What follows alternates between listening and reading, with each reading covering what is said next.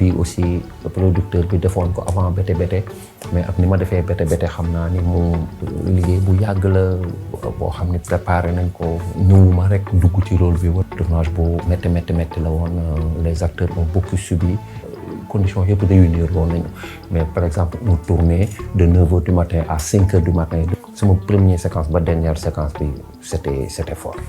waaw di ngeen gis ni ci rôle bi xam naa ñenn ñi am certitude dinañ dem ba non kii moom fi mu toll nii génn na série bi mi ngi ci yëfu boppam. day dem texte bi daf may pousser à ce que dama daan génn sax texte bi di dugal samay ay affaire bopp yoo xam ne parce que dama daan fàtte ni sax loolu Mor Thiam laa yore du Cheikhou Gueye en personne moo toog ak famille. affaire bi c'est très éducatif. que rôle bu yee doomu aadama yi la.